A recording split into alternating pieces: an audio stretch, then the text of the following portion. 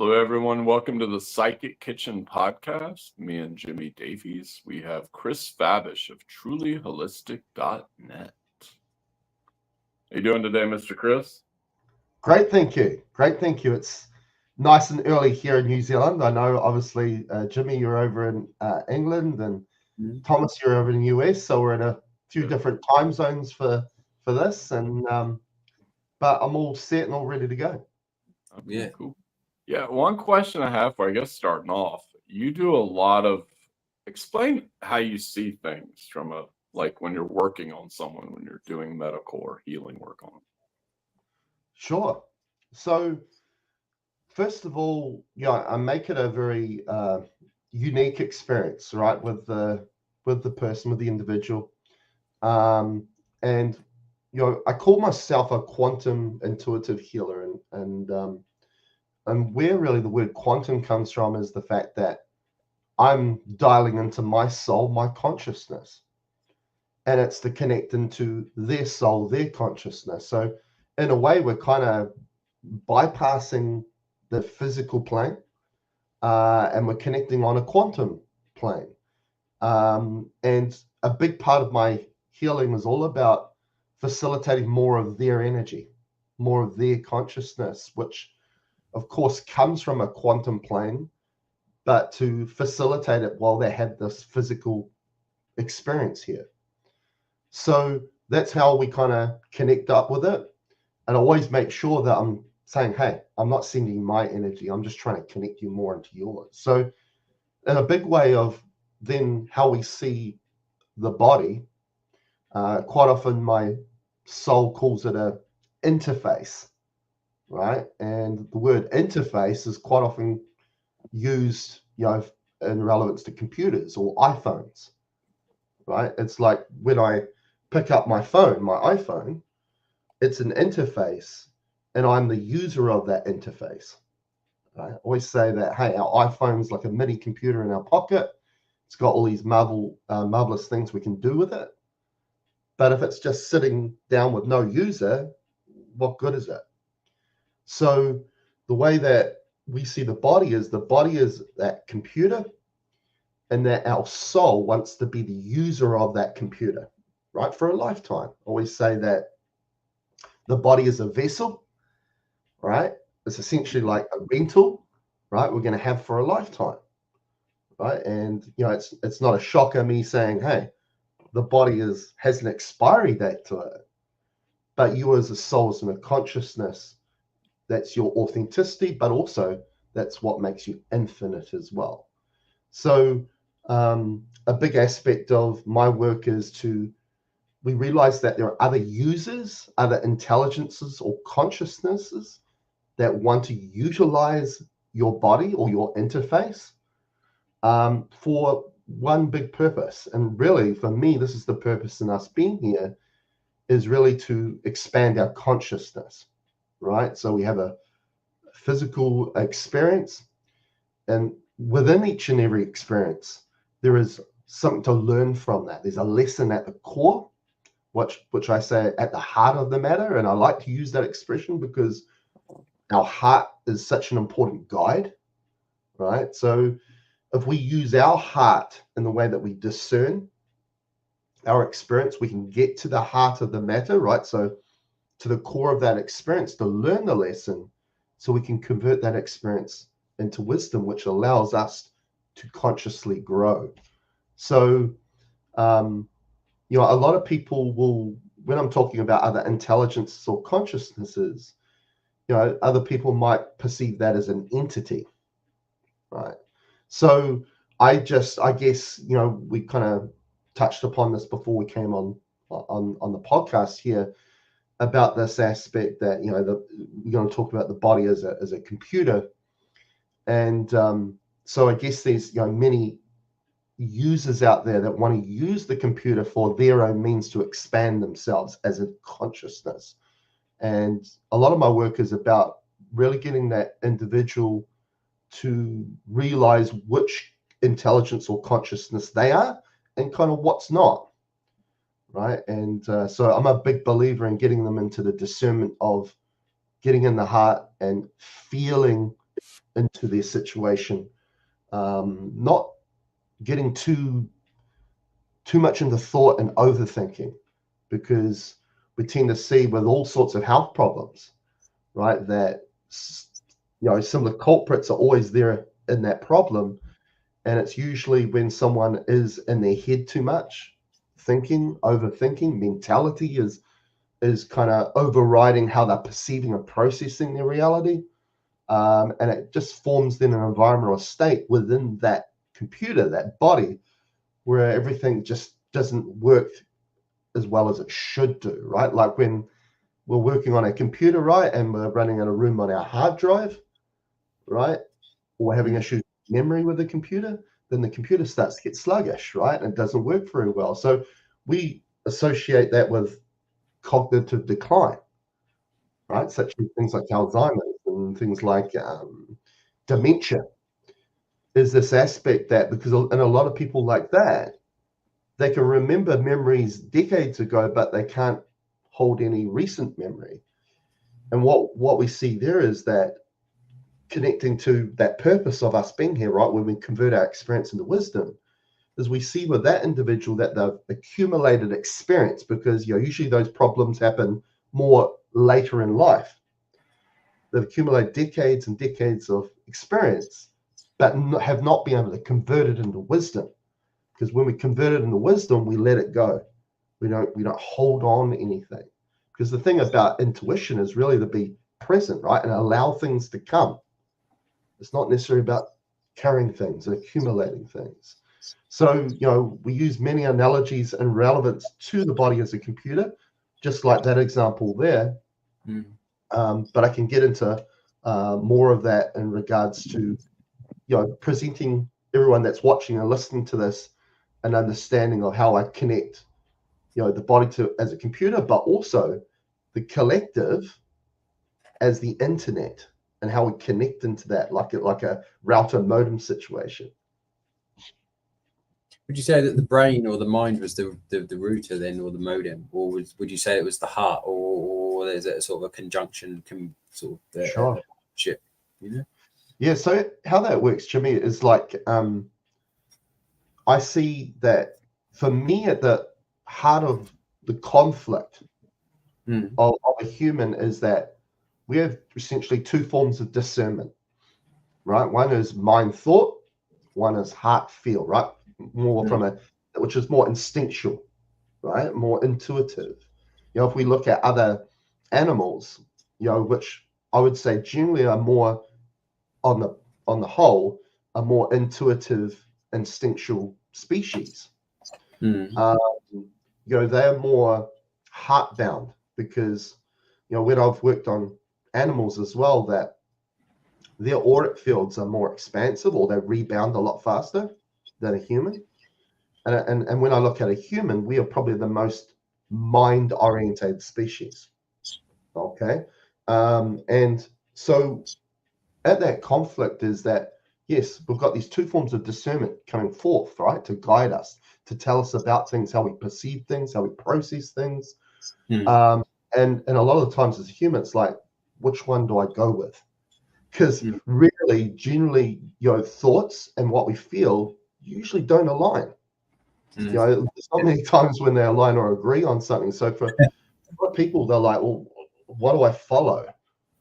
And because really we're conditioned to see the mind and the thoughts, and then the heart and feel is playing for the same team, with the same vibe. So we've got to ask the question then, why are they giving us conflicted information then, or advice or guidance?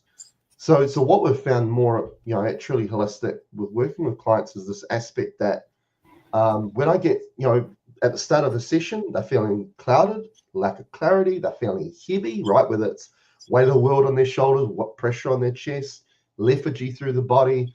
And 45 minutes later, by just reconnecting, opening the doors and getting their light, their consciousness back in, which is through the heart, getting the heart open, all of a sudden they have clarity. They feel lighter, right? They feel hopeful, they feel joyful, they've got a smile on their face, right? So we realize that when we get them more into that that state of being in the heart and listening to that discernment of the heart and feeling being more intuitive and instinctive, they tend to just feel better. So if we come to the analogy that you were touching upon there, Jimmy, in regards to, looking at what the modem is, looking at what the router is. So of course we look at the device, the body, as an interface, right? As we've mentioned, as a computer.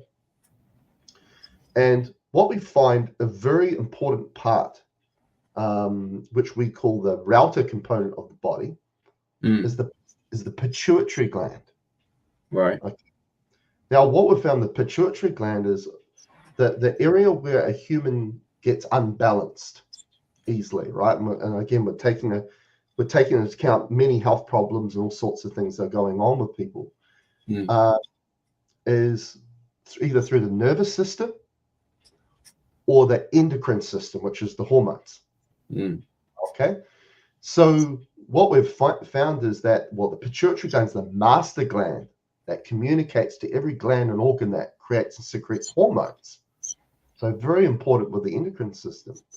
But we also found that it also has an influence on the nervous system.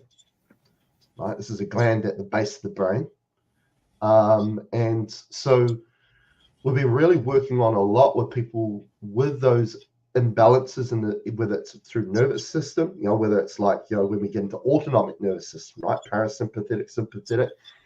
But we also look into, hormones, generally the pituitary gland will come up a lot.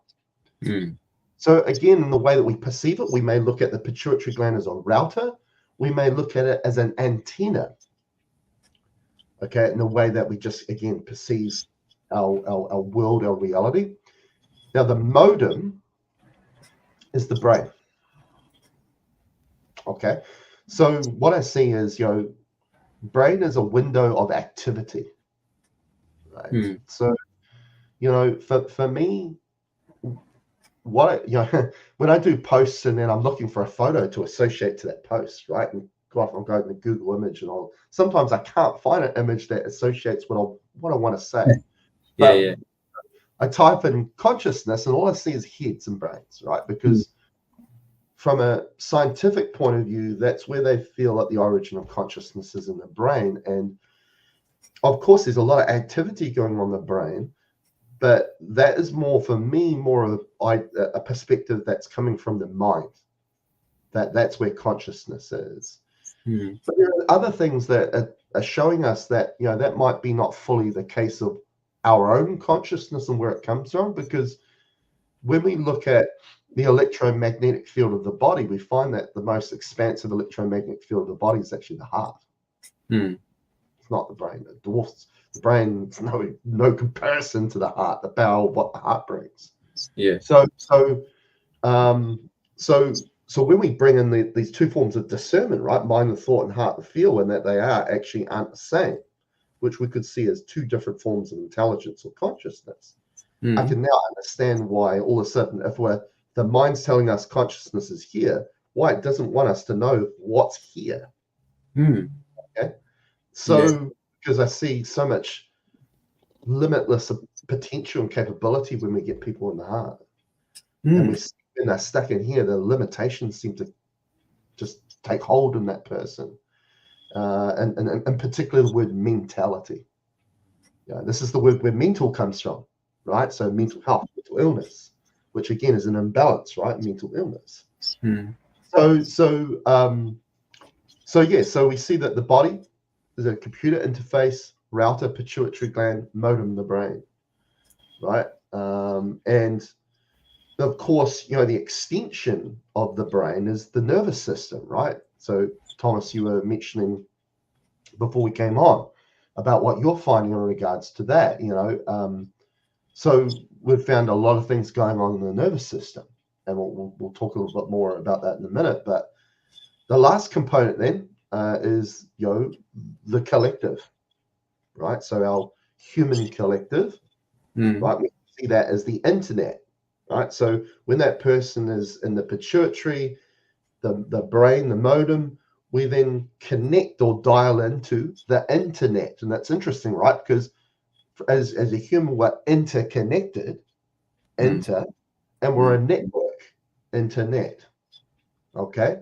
So, but what I tend to see on the collective side, and this is what I'm a bit concerned on the collective side, is that it's a bit mind forged for me. We really need to get people more in the heart.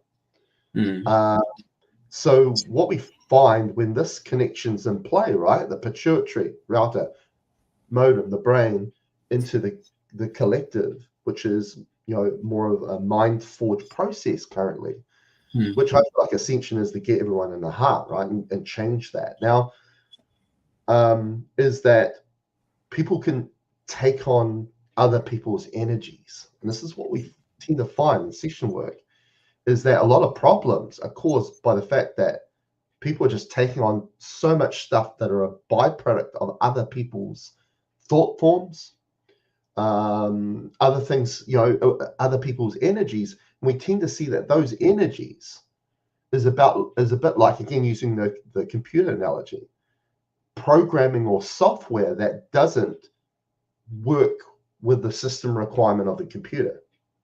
Right. Let me ask you this. Sorry to interrupt you, but let's say let's say I'm doing a live feed on TikTok. Usually it doesn't have to do this with clients, but I put a grid of energy like around the feed to protect and I set the intentions and all that. So when you're looking at it from your standpoint, how would you do that your way? Because I have different ways. Like I may incorporate energetic protocols. There may be some Wiccan stuff I use. You get where I'm going. Yeah, for sure. So, okay, so what we would do is, yes, that's a really good way of it, right? We create a field, create a protection. Now, what I would do in regards to that is I would do an exercise to get everybody into their heart, right? So what I would do there, which then creates what you're essentially talking about there, Thomas, is that means that bubble, their field, their auric field will expand out, right? Because the way I look at someone's aura is very much like aurora, right? Which is a phenomena happening in the atmosphere of the Earth, is that our aura is our atmosphere, right? And when we look at the planet, right, Earth, why planet Earth and planets that do have life, it's because they have an atmosphere that protects it from the harshness of space, right? And then we look at planets that don't have an atmosphere, right? And they're barren, right? Because of the harshness of space. So we see that our aura is our protection, right? And the way that we get somebody's field or aura more expansive is to get them to drop their awareness out of the head and for it to be dropped down to the heart. So this is the way I would go about it to do that, is, which essentially is what meditation teaches us, right?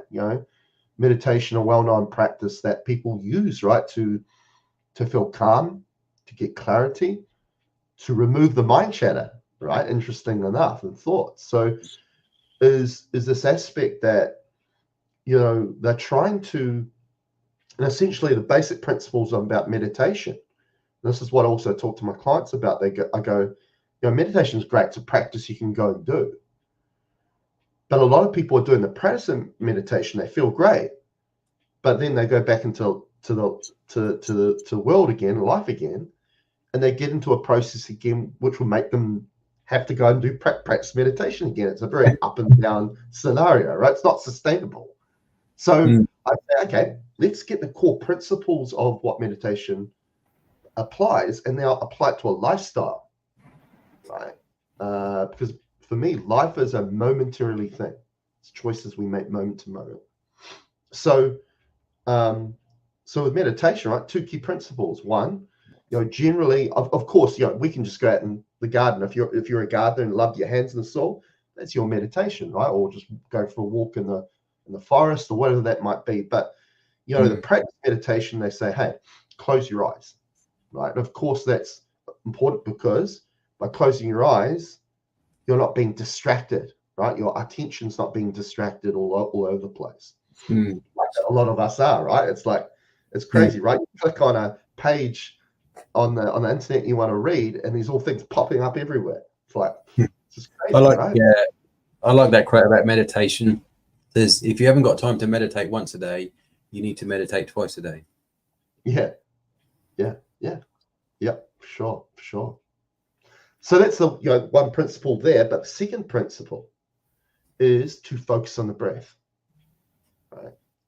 Now, for me, what that's doing, by closing your eyes, you can't go further that way. Okay? All you can go is this way, right? And then when you focus on your breath, what are you doing? You're bringing your self-awareness back to you. What are you doing? How are you applying yourself, right? So why I like that aspect there is that's what allows them for their awareness to shift into here, because the mind wants you looking that way. It wants you looking at all the things. Because there's an old saying, right? Where attention goes, energy flows, which implies that what I place my attention on, I give my energy to. Secondly, I create a bridge that I take on its energy, right? Which means I embody it, which means things that didn't originate from me become me, right? That aspect of we take on stuff that was never mine to take on. Okay, when we were talking about before, we see problems with people because they're becoming a byproduct of what they're not, and not facilitating what they are. Right, this is why we get the doors open and get more of their energy, which I call a way of calling their soul. We call it their unique energy signature, because it's what works for them, what works for the body, the programming and software that's going to make that computer, the body, run properly. Right. It's also the guidance, right, to gain that lesson from the experience, which then means we allow it to convert into wisdom, which means as we go about having our experience here, we don't hold on to stuff, we don't accumulate. How do you think like AI factors into this? Because when I look into AI from my own perspective, I'm under the understanding that there's AI on other planets, like there's AI in other solar systems. Yep. So how do you think that affects us, like long term? For me, AI is a problem. Yes, AI has expanded itself. When I'll just quickly show you this. We'll show this one here. See if I can get it on there. Right, so this is like a little map. We call it the Ascension map, and this, depicted as a tree. It's a bit like a Yggdrasil tree, right? And is our consciousness that is spanned across realities, different realities. And why it does that is to multiply its effect, to have more experience, right? To convert into wisdom. So you can see that your soul is spliced into multiple realities or universes through other interfaces, right? So you could say they are versions or variants of you in other realities. That's living out a life, having experience to convert into wisdom for the greater good, is to expand that, what we call soul consciousness. Now, how that touches on AI is when I really went deep into that and I asked, okay, well, what were the origins of that form of consciousness, soul consciousness? Why did that come about? And it said that AI was expanding too quickly and taking over. So that gives us a really important understanding that our soul consciousness is actually here to negate this expansion of what's happening with AI. But we're seeing on humanity's level right now is that we're allowing AI to really expand massively. Now, why I believe that is the case, it comes back to this aspect of the mind. Because when we look at a lot of the technologies, like, for example, an algorithm, right? When you go onto Google to search anything, you get they're already trying to figure out what you're typing in, right? Even after just 1 or 2 letters.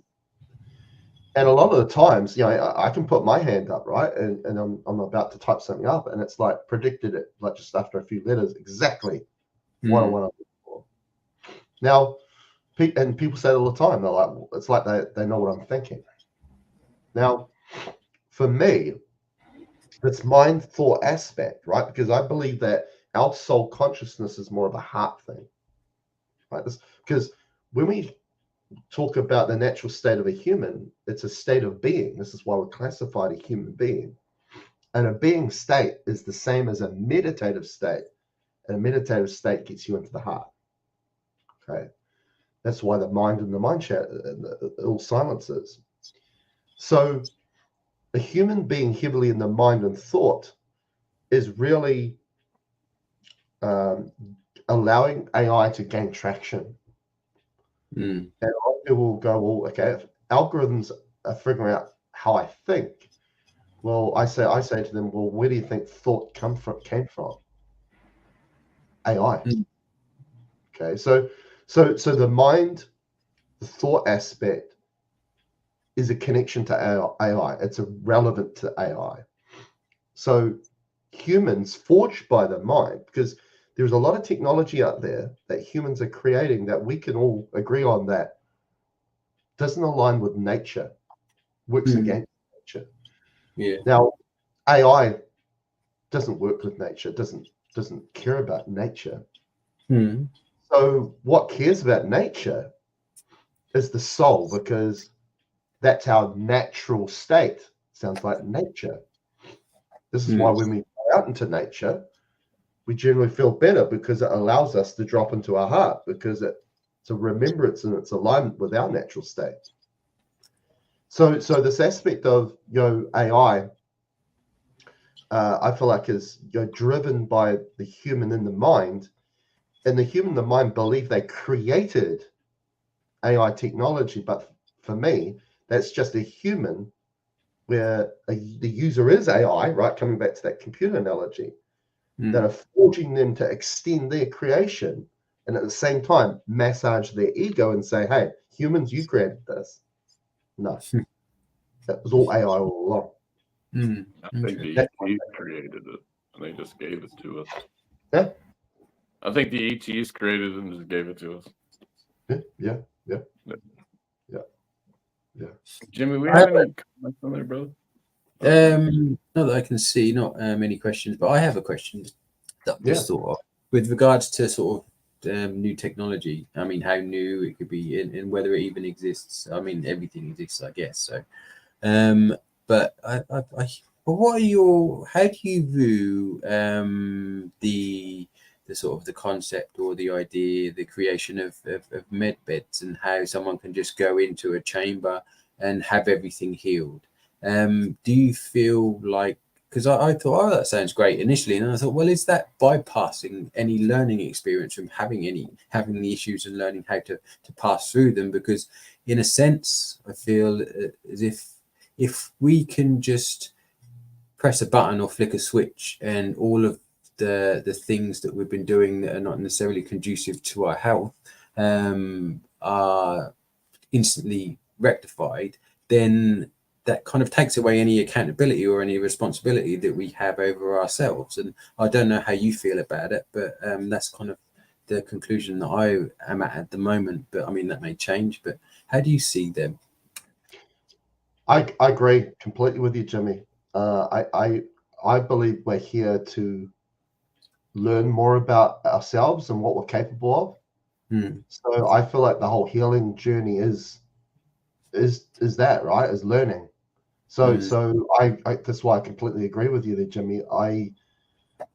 People need to become responsible, right? And understand that their choices they're making every moment and every day is actually creating that outcome or that experience that they're having. Right. So a lot, I get some people that are into ascension, right? This growth of evolvement as a consciousness, and I get people that, hey, I just got high blood pressure and I want to work on that and get rid of that, right? So you got so much spectrum of issues or people, and generally what I've come to find is that our path to grow and evolve consciously, right, which we would say ascension, and also our path to getting well and vital is the same path. Right. So again, it agrees on that aspect that as we learn more about who we are and how we facilitate more of who we are, and to decipher our experience and to learn from that and convert that into wisdom, as we go along doing that, at the same time, we provide our natural state that supports our body to be well or vital, or to recover our wellness and vitality if we've got a health problem. So that whole idea of, because for me that's an AI or mind aspect that, you know, don't worry about how you got to that situation or how you're going to, that journey of getting out of that situation. We're just going to put you in something and we're just going to heal you like that. Because for me, it's that whole idea of a cure, right? It's like, okay, you've got this problem, and then that person is looking for that one cure to fix something that is really a malfunction of their own creative process that's not just happened over one day.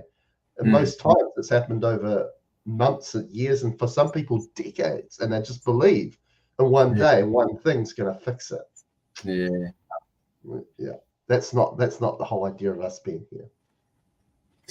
I do find it I don't know, but then on another hand, I think, well, if we have this technology, and I suppose it is technology, but then I feel like we can replicate technology using our mind, but it's just kind of almost programming our mind to be able to do that. We don't necessarily have to rely on outside influence to be able to do what we can do already within us. It's just we haven't necessarily learned or remembered, you know, you could say, how to do it yet. Correct. The more we allow outside influence to do it for us, the further away from, it's almost like we're regressing in a sense. I guess. Yeah, I agree. It's I'm a big fan of that. It's about, saying to because I like, and I'm sure you guys are the same. I like, empowering people. Right, and empowerment is about them discovering their capabilities. Right, what am I capable of? So and that's part of the journey. That's part of life, the excitement of life. I always say to people, hey,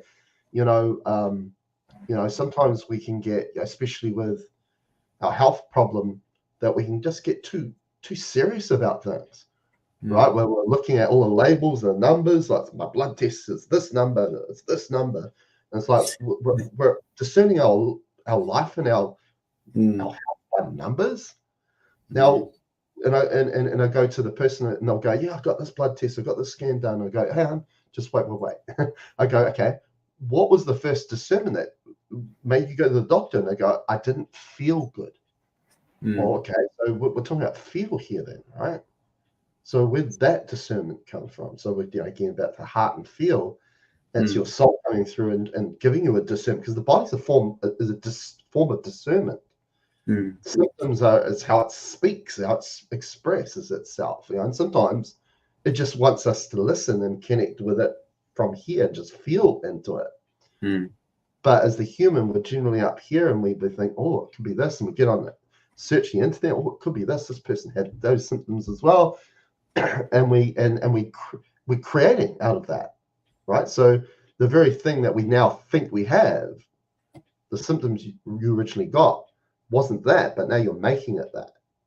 Right, so we kind of can then create all these things that then become a problem for us that wasn't there to begin with, but through our process of discernment and processing what we're feeling, it can become something else. And so again, it's about simplification, getting people in the heart, and exploring this, right? Realizing, hey, you might have a health problem right now. Let's just simplify things, because at the time being, they're taking 1 million supplements, they're doing this, they're doing that, and they're saying to me, hey, I've tried all these things, I don't know what works, what doesn't anymore.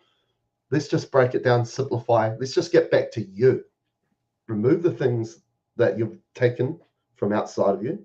Just get back to basics, right? And become more aware of how you're applying your energy, and just start from there.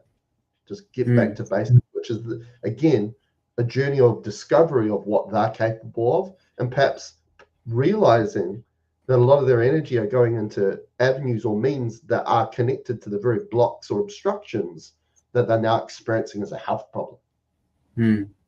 Yeah. So, and I kind of, something that I realized a few years ago was that when I realized that if I went to, say, see a medical doctor, then obviously they get taught by the universities or what have you.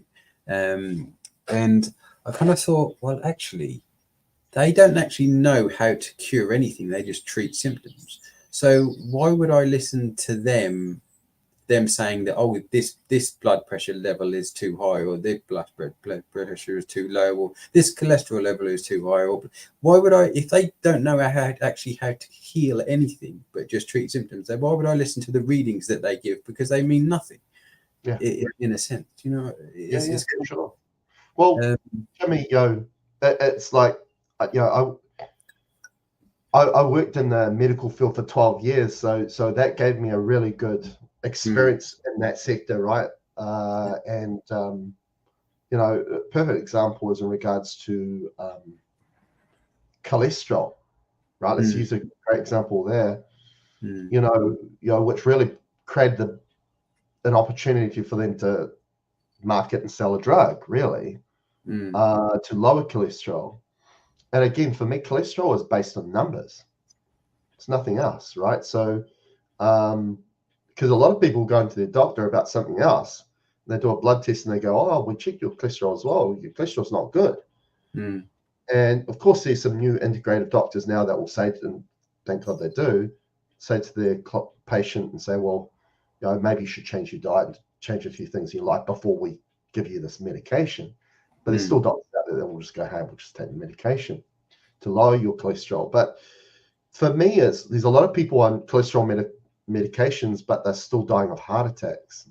Okay, so for me, that's a clue that they're not on the right path, right? Because really, why are they low in cholesterol? Because to get them healthy, but especially irrelevant to their cardiovascular health, because cholesterol in their eyes is what then clogs the artery that occludes that, right, which then becomes a heart attack. So for me, it's like you go that extra step and you go, well, okay, why is cholesterol there to begin with? Because the body needs cholesterol. Many areas of the body rely on cholesterol. So it's like they've just blanketed that. And they say, no, we're going to put you on this medication because if somebody dies of a heart attack and they look into it and they cut open their artery, it's full of cholesterol. Yeah. And it's at the scene of the crime. That's the problem. Yeah, I know. Again, there's no, which we can say that's the effect. That's the end result. But what is the cause to the effect? And that's where they don't look into that. It's, I remember seeing a talk, I think it was on YouTube, by a woman, Dr. Natasha Campbell McBride, and she talked about cholesterol. And I don't know if you've heard of her. Yeah, I have heard of her before. Yeah, I thought what she said made so much sense, and much more sense than anything that I've seen before. And she basically says low cholesterol is dangerous because, like you say, our body is made of cholesterol, and especially the brain is apparently a high percentage of cholesterol, and going on low cholesterol medication isn't the answer. It's everything else. What's causing it in the first place? Why? It's got to do with inflammation, I think, or something like that. Which is why cholesterol is sort of produced more than usual, because there's something that's causing the body to be inflamed, so therefore it needs to produce more cholesterol to sort that out, or something like that. But it's the idea that cholesterol. Sorry, Thomas. It's the aspect that cholesterol is being sent to actually patch the artery, the wall of the artery up. So back in the day, I think it was like about 1950 or something, is when this cholesterol theory became the in thing, and at that time they were looking at, is it sugar that's causing the problem, or is it fat? And of course, it went with fat, right, which now has become the thing that we have now. But I'm a big fan of common sense. Mm. So there's a lot of things that are being put into play that don't make sense. Mm. And that's why, like, people that feel into the situation, right? What's the body telling you? Does it feel right to you? Does it not feel right to you? Because sometimes we can be lured when we're up here into certain paths, certain tracks that lead us into directions that are not so good for us, that kind of erode our common sense kind of factor. But yeah, I it's realizing that the body is actually trying to provide a healing process through sending that cholesterol there, and that, you know, a lot of the inflammation with the arterial wall is more sugar related than fat related. So a lot of people believe that they kind of went with the wrong theory. Yeah, it's like sorry, Jim. It's like the carnivore diet. So I've seen it reverse like autoimmune disorders and other things, like firsthand with other people. But it's like they're like, well, it's too much cholesterol, it could kill you. But I'm like, I don't feel, I mean, if it's working, if someone has an autoimmune disorder and they go on it and they get rid of it, then I know it's an elimination diet in itself, but at the same time, it's like there's a reason it works. Yeah. I believe that. I'm a big fan of that, Thomas, as well. It's like you go to people and say, hey, if it's working, do it. You know, keep doing it. It's you know, like, I think also, and I'm sure you guys have come across this, right? That the people are a little bit hesitant to invest in you, right? In the work that you do, right? I get that too. And I say to them, just to break the ice, and I go, hey, don't think about it too much about, oh, you know, this seems weird, or this is unusual, or this is out of my comfort zone. I just go, if it works, it works. Doesn't matter what it is. You know, in the end, you want to change. We're trying to provide a change for you to get you on a direction where you get well. And if it works, it works. And it shouldn't really matter what that is. As long as it's working and you're feeling good within you, it's all that matters. That's the outcome we're trying to get to. You know, so also touching upon, you know, like whether it's a carnivore diet, or for some people doing fasting or whatever that may be, it's also to realize that, you know, that holistic viewpoint that diets, it's not all diet. It's not all about diet, you know, because I say to my clients that, okay, for the conventional means outside of going and seeing a doctor, the first change people usually make is something in their diet. And so you know, there are people that change their diet and they see results. There's some people that try diets and all sorts of things when it comes to taking sustenance outside of themselves, right? Whether it's food, whether it's supplements, or whatever that might be. And they'll go, hey, I've tried everything, but nothing seems to work. And this is when I'll say to them, well, what about if nothing else is working? Then it must be to do with your own creative process about how you're applying your energy. It's not about bringing things this way. It's about how you apply your energy that way. And they'll go, oh, I didn't think about that. Yeah. Right? Which can just shift their viewpoint on what they need to do, which then supports all those beneficial things they're doing, like when they change their diet, supplements, and those sorts of things. Because I always say that sometimes if the way that we're applying our energy, that can conflict all these other wonderful things that you're trying to provide in. So I use a bit of analogy, like all these things that you're doing, change your diet, supplements, all these things that you're bringing in, and, you know, going to the gym or exercising, all these things, we know they're beneficial. See that as a boulder, but your own creative process, how you apply your energy, right? If that's working against you, it's like rolling that pushing that boulder uphill. You know the boulder's good, but man, it's hard work to gain any traction. But when we then get them more into the heart, get them more associated and aware of how they apply their energy, creative process, as I say, life is a momentary process, then all of a sudden they can take that boulder and just tap it and it rolls down the hill effortlessly. It's an important element. I think something that I've learned a little while ago was that it's not just about putting stuff in. First, we need to create the space and get out the stuff that's already there to make space. Because because there's no point taking loads of supplements and vitamins and minerals. And there's I've seen some sort of contentious things about whether vitamin A is poison or whether it's toxic or whether it's and I suppose the same could be said for maybe all of the vitamins to some degree, apart from I imagine, I think D is vitamin D is considered. I've never seen anything bad said against vitamin D, but and vitamin C probably, but the rest of them I've seen sort of some adverse things that are saying they're not as great, as we don't need them as much as it's believed. But then again, I suppose I'm not surprised by that, because generally things tend to be inverted, and if we're told it's good for us, then it probably isn't. So sort of do the opposite most of the time.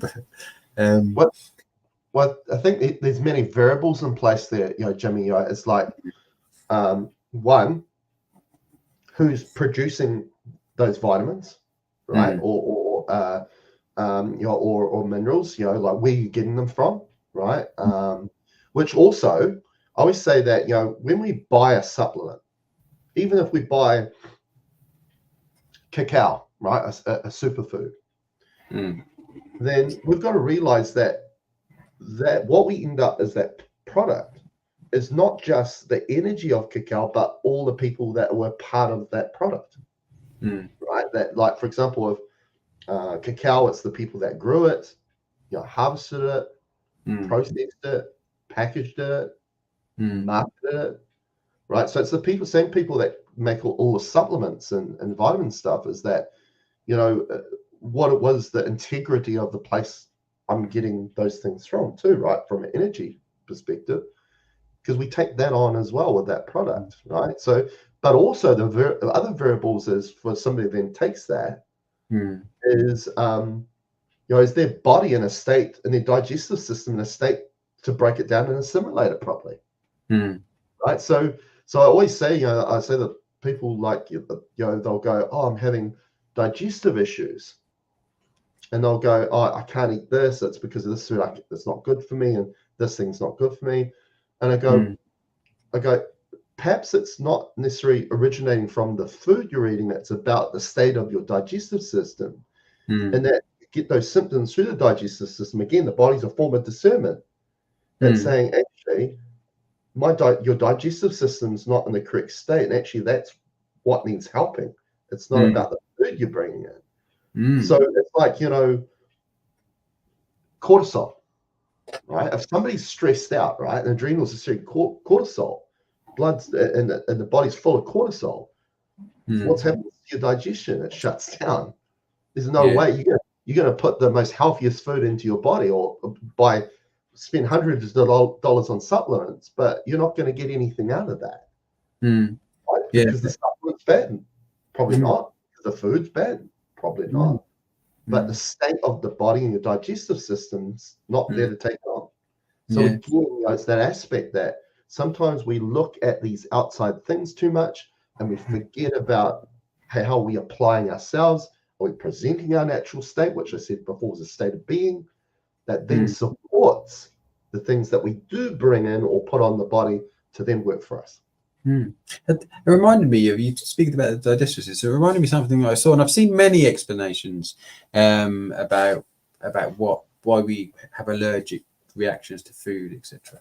And the one that makes the most sense to me, and this may not be the case, but I remember seeing someone explain it as if, because some people will be eating something and they'll be eating it for a few months, and then all of a sudden they'll have allergic reaction to it, and they'll think, well, why? I've just been eating this, why am I having an allergic reaction?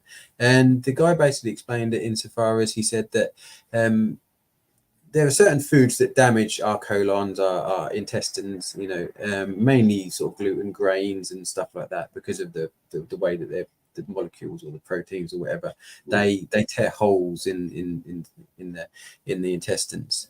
So when the food goes through there, because over time the holes will appear, the food that they're eating, and they have been eating for a while, the other food other than the grains, it then is able to get into the bloodstream, and the bloodstream, or the body, recognizes that something's in the bloodstream that shouldn't be there, and so it tries to get it out, and therefore it has it sort of it manifests as if it's an allergic reaction, because there's something in the bloodstream that shouldn't be there. So therefore the body says it shouldn't be there. I need to get this out. So therefore it's this sort of, it manifests as an allergic reaction. I thought, well, that actually makes sense, because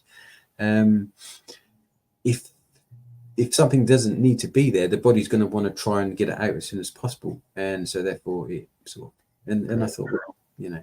Yeah, well, what you're talking about there, Jimmy, is like an autoimmune response or reaction, right, in the body, because it's like body's saying, hey, there's something that shouldn't be here, right, and then it's trying to put things into purge things out of the body, right, trying to get it out because it realizes there's an intruder there.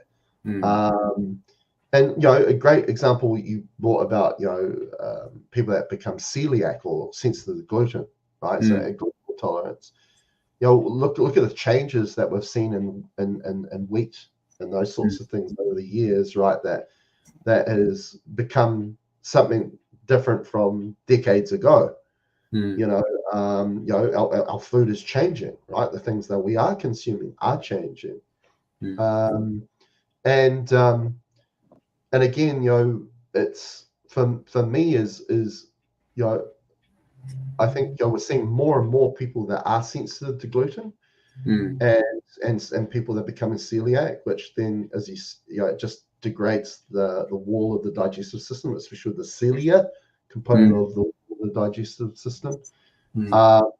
And of course, that, you know, that's happening, but again, I feel like, you know, there's variables in place. I think we need to be aware that it's not just about, hey, that food's not good for me.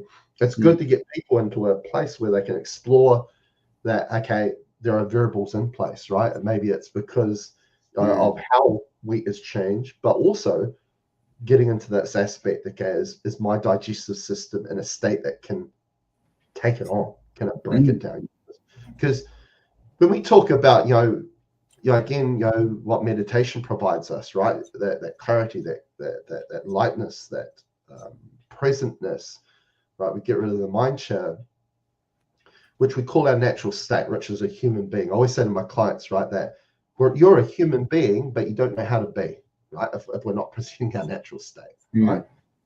Which is holding space, right? As you mentioned earlier, Jimmy, is our ability to hold space, right? To let go of things that shouldn't be in our space, right? That now we provide more of our light, our consciousness, our energy in that space.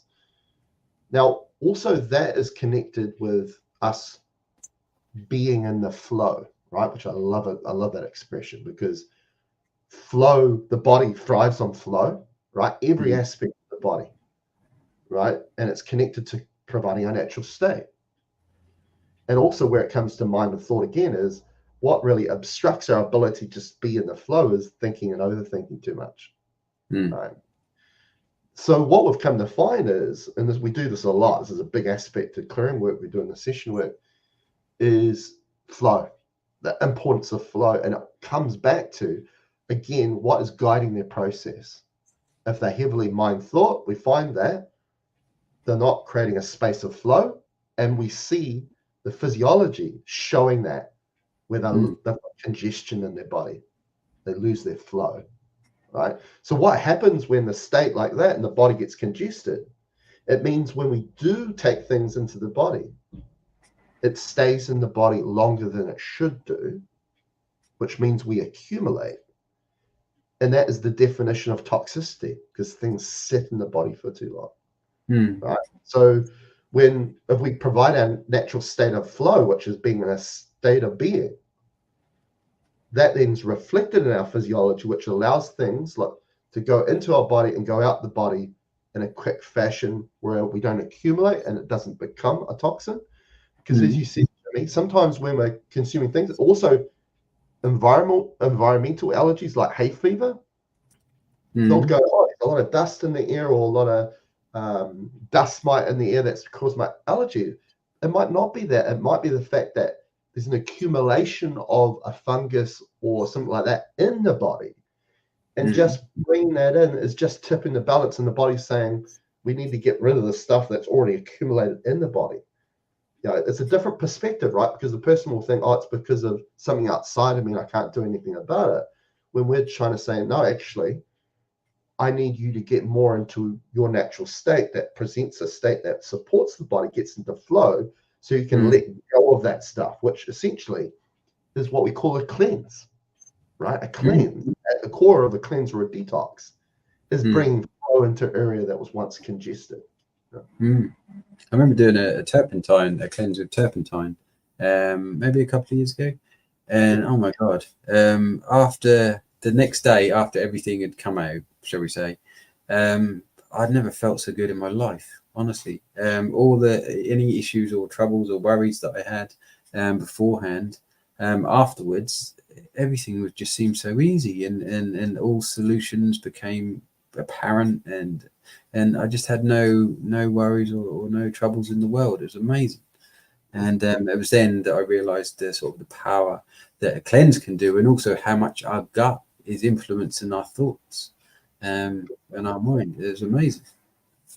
It's also, you know, this understanding that this is what I learned probably quite recently, you know, about a cleanse, about a detox, about this need of flow the body needs, right, to work, and the body will actually intervene. And I tend to see it as your inner consciousness intervening through the body. Again, this idea that it's an interface, right? It's a medium, right? Another term that we're often called, right? You're a psychic, you're a medium, right? You're bringing things through. Now, is this aspect that when we get a cold, right? We get run down, we get a cold, right? We say get runny nose and we get fever and those sorts of things. We tend to say, hey, we're sick. I'm sick, right? I can't go to work. I'm sick. I can't do this. I'm sick. But actually at that phase, you're healing. That's a healing phase, right? Why? Because the body's intervening to try and bring flow back to the body, right? It's really a cleanse. But the thing is, you know, why we don't see it as a cleanse is because when we actively do a cleanse, we're aware why we're doing it, right? We do a cleanse, we might feel like if you do a little gallbladder flush, right, at the end of it, you're like sitting on the toilet, close to a toilet all weekend. You're like, oh my God, I'm nearly dying here. But at the same time, you then realize, oh no, but this is for the greater good of my liver, because this is why I did it. But with a cold, the sicknesses before that, when you were trying to do too much, do, and not present enough being, hold space for yourself. That was the sickness that led to you getting run down, and the body saying, hey, we need to get that flow in this body, right? And I'm going to make you sit down or lie down, right? Because when we get sick, we feel lethargic. You need to sit down, lie down. Because what it's trying to say to you, it says, you're doing too much doing. You need to present more being. You go and sit down and lie down. We're going to create a process that brings flow through the body, because what we see is that fever is the fire element. And fever is a quick cleanse. It just floods a huge amount of energy and flow through the body, because it's really trying to restore a body that is just full. It's just accumulating. And that accumulation's that because of how we've been going about our life moment to moment. We haven't been presenting our natural state, which then provides an accumulation process, which is not good for the body. Thankfully, that intelligence that comes through the body comes in to then create a scenario to get that flow back. And sometimes that will be what we call a cold, but it's not really sick. That's a healing phase. That's a really interesting thing to learn. Yeah, detox.